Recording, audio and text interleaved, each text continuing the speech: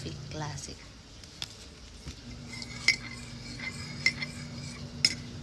Okay na okay po siya para sa mga acidic. Pwede rin po siya sa mga buntis. Kasi wala po siyang caffeine. Kaya perfect po talaga to. Perfect coffee, healthy coffee. Kaya try nyo na po.